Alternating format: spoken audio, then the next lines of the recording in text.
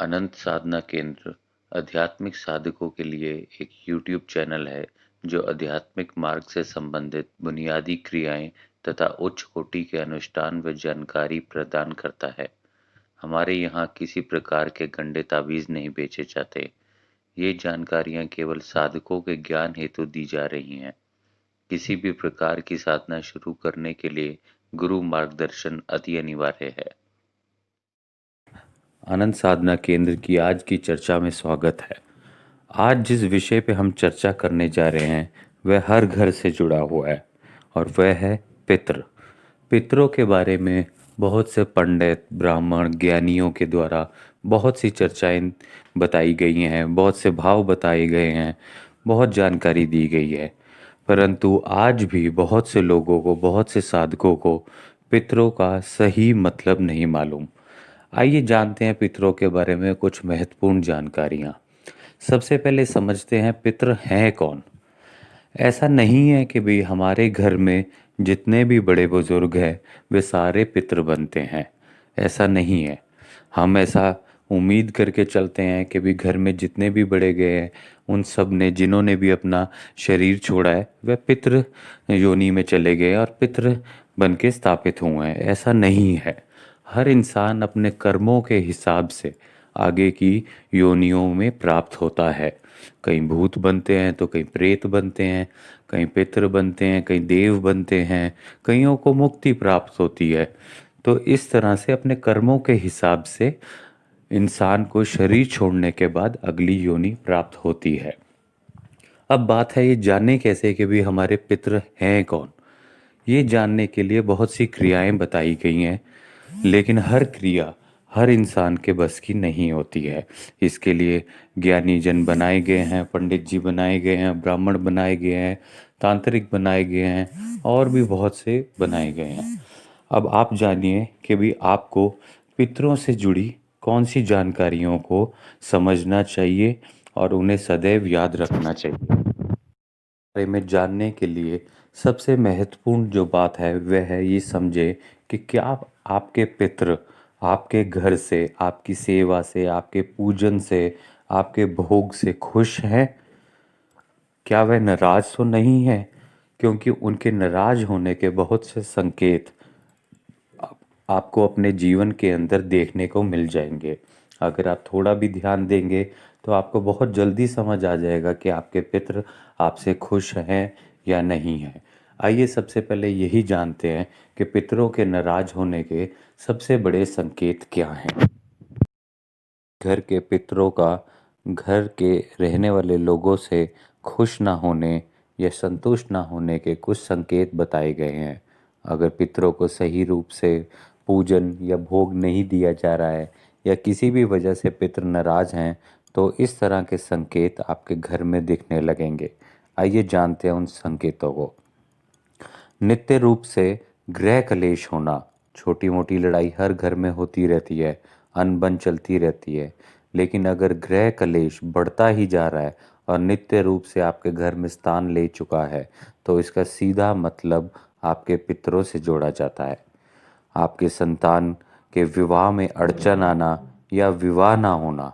अगर किसी बहुत मुश्किलों के बाद विवाह हो भी गया है तो भी संतान के वैवाहिक जीवन में अस्थिरता होना, वंश का आगे ना बढ़ना, ये सब पितरों के नाराज होने का ही असर है। अचानक नुकसान होते रहना।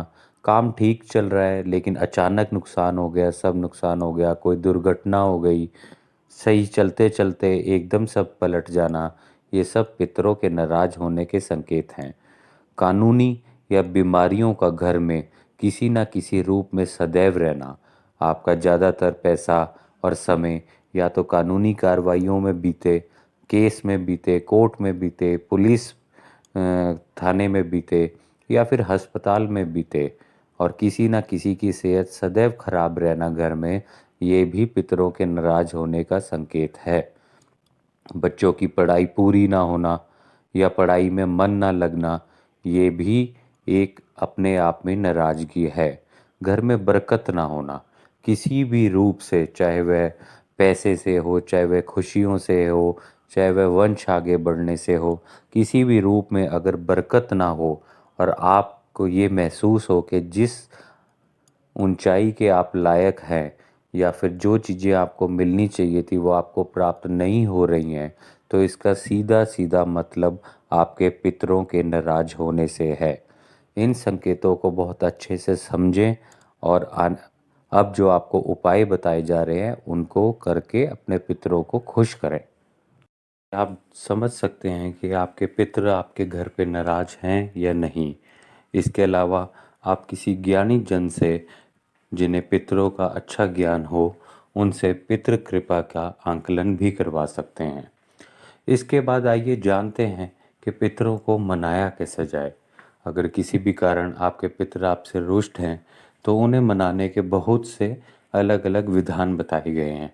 इसी के अंतर्गत आज हम आपको एक छोटा सा उपाय देने जा रहे हैं, जिसे करने से आपके पितर बहुत ही जल्दी, चाहे वह कितने भी नाराज हों या किसी बंधन में हों, तो वो आपसे प्रसन्न होंगे और आपसे आपकी मदद करने के लिए आगे आएंगे। आइए जानते हैं विधि। आप समझ सकते हैं कि आपके पितरों का आपके घर के साथ किस तरह का भाव जुड़ा हुआ है। क्या वह नाराज हैं या वह खुश हैं। ये चीज़ आप अपने घर के संकेतों से भी समझ सकते हैं, अन्यथा किसी ज्ञानी जन से भी अपने पितृ कृपा का आंकलन करवा सकते हैं। आइए अब जानते हैं कि पितरों की शांति कैसे करी जाए, पितरों की कृपा कैसे पाई जाए। अगर किसी भी वजह से वे आपसे नाराज़ हैं या आपके घर से नाराज़ हैं या किसी भाव से नाराज़ हैं, तो उनको मनाया कैसे जाए। इसके अंतर्गत बहुत से विधान बताए गए हैं, बहुत सी क्रियाएं बताई गई हैं, लेकिन आज हम जो आपको बता रहे हैं वह भाव के द्वारा चलती है। आप अच्छे भाव से कीजिए, बहुत ही जल्द आपको बहुत अच्छा प्रभाव देखने को मिलेगा और आपके घर में उन्नति का स्थान बनेगा। आइए जानते हैं विधि। आने वाली अमावस्या को शाम को घर में खीर पूड़ी सब्जी बनवा लें। जहाँ पर चावल चलते हों वह लोग चावल बनवा सकते हैं। रात को 8-9 बजे के आसपास अपने पूजा घर में ही बैठकर सामने एक आसन पर पितरों का आह्वान कर लें। फिर उनकी धूप दीप जलाकर पूजा दें, जैसे रोज हम पंचोपचार पूजन में देते हैं वैसे ही। फिर भोग में उन्हें खीर पूड़ी सब्जी चावल या जो भी बनाया हो वह भोग दें और प्रार्थना करें, हे पितृदेव, मेरे और मेरे परिवार द्वारा जो भी अपराध हुए हों आप उन्हें क्षमा करें और मुझ पर प्रसन्न हो मेरी उन्नति का मार्ग खोलें और मेरे घर के सभी सदस्यों का सदैव साथ दें। ऐसा बोलकर हाथ जोड़ें।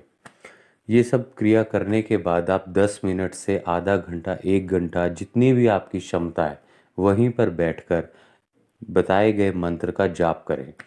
जाप में कोई भी बंधन नहीं है, आपको माला नहीं लेनी है, कोई दिशा का बंधन नहीं है, किसी चीज़ का बंधन नहीं है। ये केवल भाव के द्वारा करनी है, बिल्कुल धीरे करनी है, तेज तेज नहीं मंत्र पढ़ना है। आइए जानते हैं मंत्र को। ओम सर्वभ्यो पितृभ्यो सर्व अपराध क्षमस्मय। ओम सर्वभ्यो पितृभ्यो सर्व अपराध क्षमस्मय। इसका जाप करके क्षमा मांगकर खड़े हो जाएं। मंत्र का जाप बहुत तेज तेज नहीं करना है, पूरे भाव से धीरे धीरे करना है। दूसरे दिन उस भोजन को गाय को खिलाएं या किसी पंछी को खिलाएं। ध्यान दें, कुत्ता या किसी और जानवर को नहीं खिलाना है। बस इतना करते ही आप पर पितरों की कृपा शुरू हो जाएगी। ये प्रयोग आप हर अमावस्या को कर सकते हैं। सिर्फ एक ही दिन का प्रयोग है, लेकिन अगर आप चाहें तो इसको हर अमावस्या पे कर सकते हैं। आपको अपने आप अपने घर में उन्नति और सभी बाधाएं खत्म होती दिखेंगी। साथ साथ आप सभी एक चीज़ का ध्यान रखें कि पूजन में जो आपका मंदिर है, मंदिर में कभी भी पितरों की फोटो नहीं लगाई जाती है। देवता के साथ, भगवान के साथ पितरों को स्थान नहीं दिया जाता है। अगर आप मंदिर में पितरों को स्थान देना भी चाहते हैं तो उनको एक अलग से स्थान दीजिए या साइड पे दीवार पे लगा सकते हैं, लेकिन देवताओं के साथ पितरों की फोटो या उनका नाम या किसी भी प्रकार की उनकी चीज़ नहीं रखी जाती है। साथ ही नित्य रूप से आप जिस तरह और सभी को बच्चों पर पूजन देते हैं, पूजा करते हैं, उसी तरह पितरों की पूजा करेंगे तो आपके घर बहुत ही जल्दी उन्नति का वास होगा और सारे कष्ट खत्म होते जाएंगे। इसी के साथ साथ आप पितरों से बात करने, उन्हें कृपा पाने हेतु या प्रत्यक्ष दर्शन करने हेतु साधना भी कर सकते हैं। जो साधक पितरों की साधना में रुचि रखते हैं, पितरों को स्थापित करना चाहते हैं अपने घर पर या किसी स्थान पर, पितरों की कृपा क्रिया करना चाहते हैं, वे केंद्र के नंबर पर फ़ोन कर सकते हैं। अन्यथा केंद्र के बताए हुए किसी भी ग्रुप में जुड़कर प्रश्न पूछ सकते हैं। आशा है आप सबको हमारे द्वारा बताई गई शुरुआती जानकारी पसंद और समझ आई होगी। इसी प्रकार की और जानकारियों और प्रयोगों के लिए आप हमारे व्हाट्सएप या टेलीग्राम ग्रुप से भी जुड़ सकते हैं। हमारे फेसबुक पेज, व्हाट्सएप ग्रुप और टेलीग्राम ग्रुप की जानकारी नीचे डिस्क्रिप्शन बॉक्स में दी गई है। आप हमें सब्सक्राइब और लाइक भी कर सकते हैं। जय माँ कालिका।